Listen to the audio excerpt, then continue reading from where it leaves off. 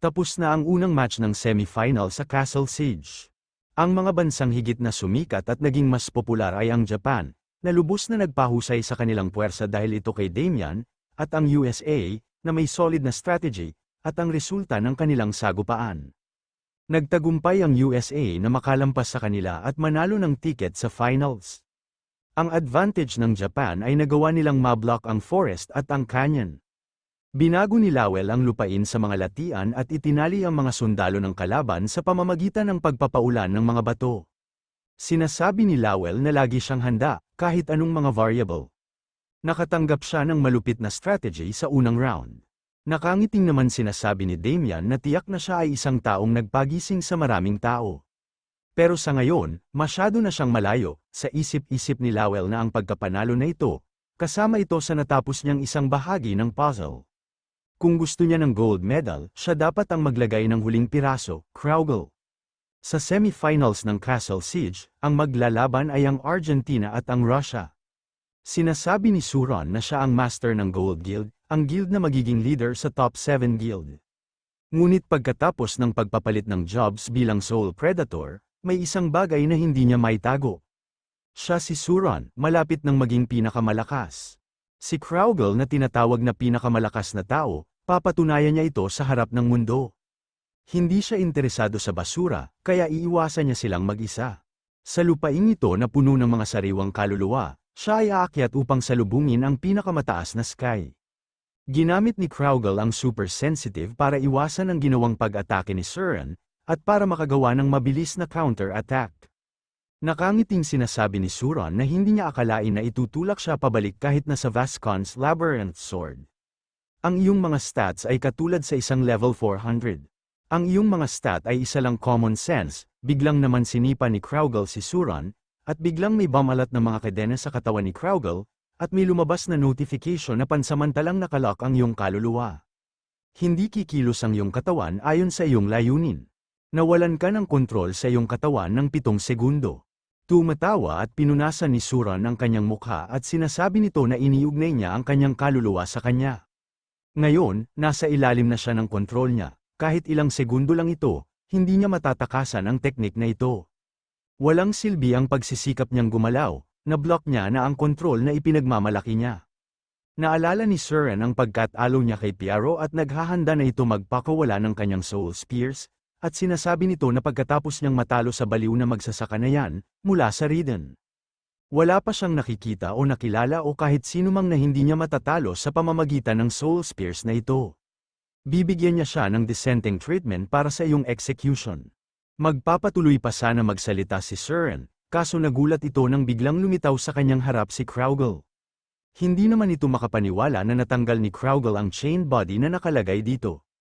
Mabilis naman niya inactivate ang soul armor, tumalsik at natanggap niya ng buong-buo ang atake ni Kraugle at batid ni Kraugle kung makikita siya ulit ng magsasaka na yan, babatiin niya ito sa kanyang paglago. Nag-log out na si Suron at batid pa ni Kraugle na kahit hindi niya alam kung sino yung farmer na yon. Tapos na ang second match ng Castle Siege, nakapasok na ang Russia sa finals. Sa labas ng laro may isang breaking news, may balita tungkol sa Satisfy International Competition. Tapos na ang final match ng Castle Siege event, pagkatapos ng isang nakakainis na labanan laban sa USA, nakuha na ng Russia ang korona. Pagkatapos ng mahabang 40 minutong labanan, nagawang kunin ng Russia ang flag ng USA. Sinamantala ang pagkakamali ni Lowell na kontrolin ang mana, dumaan si Kraugle sa mga bitag at inagaw ang gold medal. Kaya't kahit ang USA, isang bansang madalas na tinatawag na pinakamalakas, ay hindi sapat upang pigilan ang sky above the sky. Matatawag siyang ultimate weapon na ginagawang walang kabuluhan ang pagkakaiba ng lakas sa pagitan ng kanilang mga function. Sa isip-isip ni Grid na kung hindi niya ginamit ang gambling strategy na yun, hindi siya magkakaroon ng pagkakataon na talunin ng USA. Ngunit hindi niya akalain na madadaig niya sila sa pamamagitan ng kanyang sarili. Matalas ang kanyang mga galaw, hindi niya maisip kung gaano karaming oras ang ginugol niya sa paghasa sa kanila. Sa kabila ng isang normal class, maraming distansya ang pagitan nila. Sa tuwing pinapanood niya siya nasasaktan ang pride niya.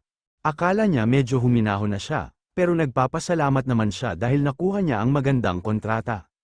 Ngunit ngayon, ang mga kadena na inilagay niya sa kanyang sarili ay nagpapahirap sa kanya. Kraugle, tigilan mo na nga ako, ang ikatlong araw ng kompetisyon ay nakumpleto na. Hindi maganda ang ginagawa ng USA ang Korea at Brazil na mahusay sa mga unang araw ay isang hindi inaasahang resulta. Ngunit mayroon pa ring 16 na laro ang natitira, at ang oras para sa mga powerhouse na lumiwanag ay sa wakas ay dumating na.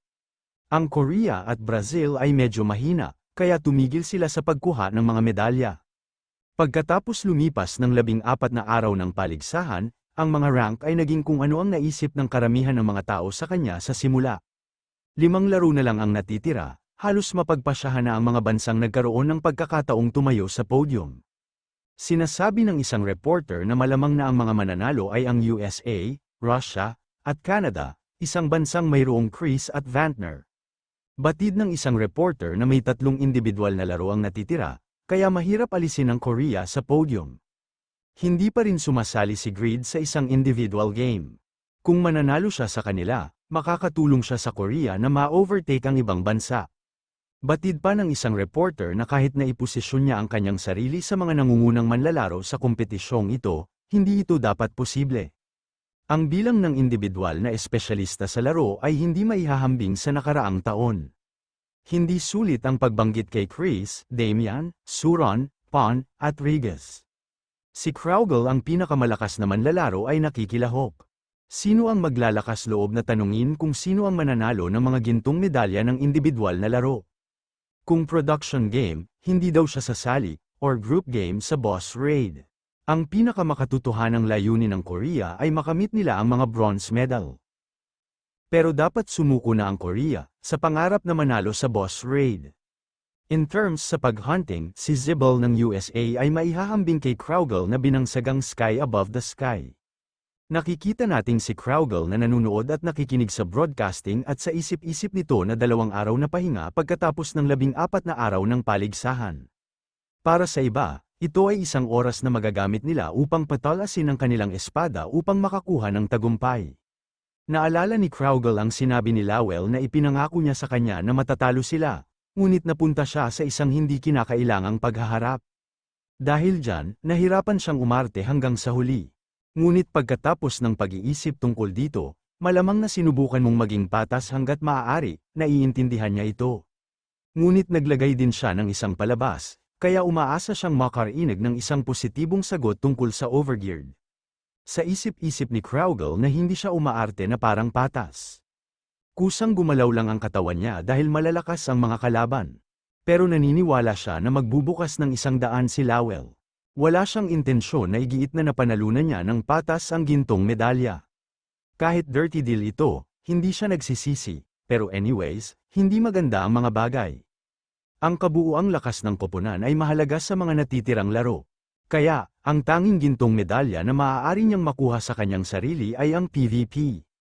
Mayroon Zibel at Panmir ang USA, kaya malamang na manalo sila sa boss raid at production.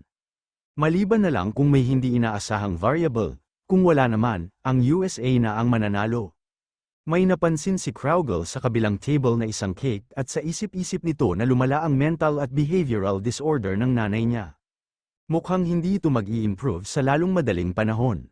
Kung hindi nila makuha ang bagong lunas sa lalong madaling panahon, mabubuhay lang siya ng ilang taon sa pinakamainam. Isang araw, ang aking ina ay nag-uwi ng isang piraso ng cake pagkatapos magtrabaho ng 21 oras. Ito ang unang pagkakataon na nakatikim siya ng ganoong lasa sa buong buhay niya na nailalarawan sa pamamagitan ng diskriminasyon, pag-uusig, at kahirapan. Naalala niya pa ang matamis na lasa. Ang high blood ng nanay niya ay nagmula sa nakakaadik na tamis na yan.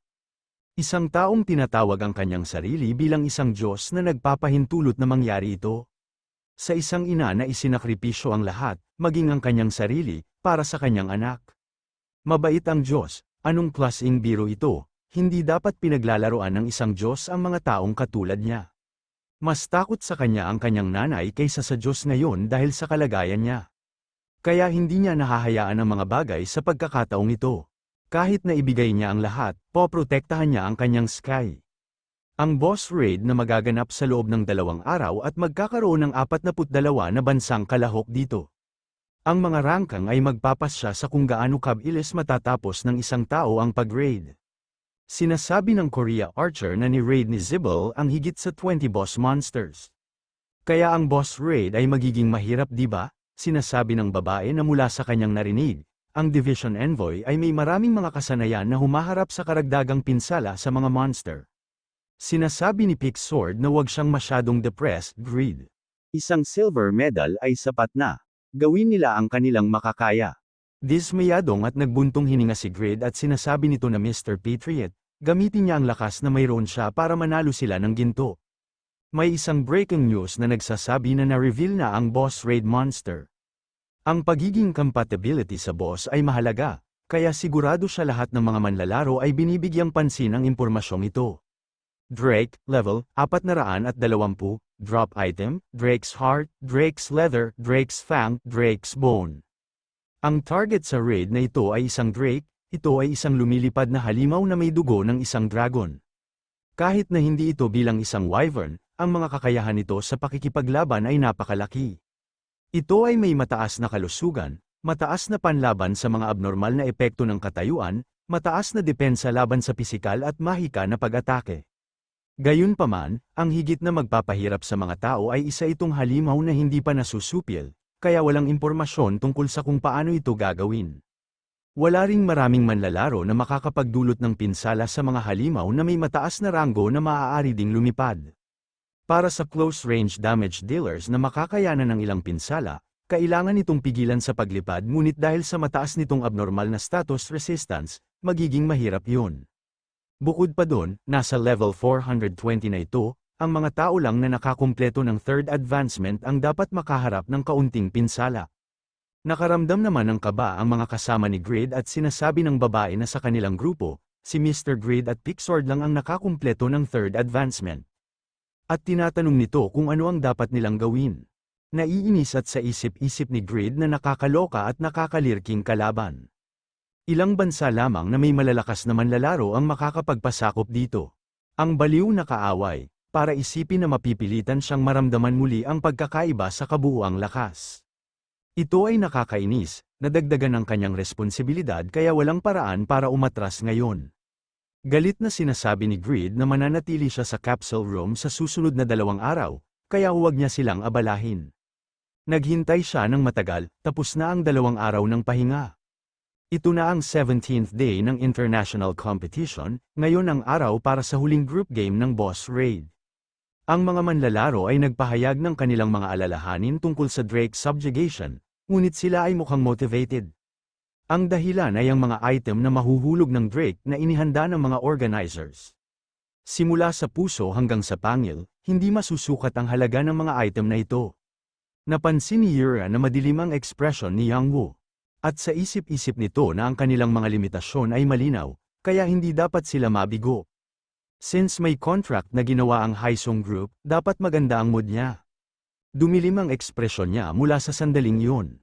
At nagtataka si Yura kung bakit ganun, lahat ng 32 mga manlalaro ng bansa ay ipinatawag sa kani-kanilang mga mapa. Mabilis silang naghahanda para salakayin ang Drake. Isang halimaw na hindi pa nasusupil noon, isang napakahirap makaharap, ay lumilipad sa kanilang mga ulo. Anong bansa ang magpapasakop sa boss monster? Mahal na mga manunood, ang pagsalakay ng hindi kilalang boss na halimaw, si Drake, ay nagsisimula na. May lumabas na notification na ang Dragon's Blood ay nagpapahayag ng takot sa lahat ng mabababang nilalang. Sa loob ng 10 segundo, ikaw ay nasa ilalim ng abnormal na epekto ng katayuan sa takot. I-reset ang lahat ng buff, babagsak ng 50% ang iyong depensa at mga resistant. Ang Drake's Roar ay mawawalan ka ng kakayahan sa pandinig. Sa loob ng 1 minuto at 30 segundo, hindi mo magagawang makipag-usap sa iba. Ang Drake's Wind Fluttering ay nagdudulot ng isang whirlwind na nagbibigay ng presyon sa iyong katawan. Ang iyong bilis ay mababawasan ng 30%, nag-log out na ang team ng Australia. Ang Drake ay tinapos ang mga manlalaro sa isang napakatinding pag-atake. Sa isip-isip ni Lowell na kahit na may pagkakaiba sa level, hindi ba masyadong katawa-tawa ang debuff na ito? Mabilis na nasuri ni Mr. Zibel ang isang bagay at sinusubukang sabihin ito sa kanya, ngunit ang lahat ng komunikasyon ay naharaang, kaya hindi niya ito magawang labanan. Lahat ng bansa ay naghihirap dahil sa napakaraming presensya. Kahit si Kraugle ay hindi exemption sa tyranny ni Drake, ito ang mga pakpak. Kung hindi nila ito mapipigilan sa paghampas ng mga pakpak nito.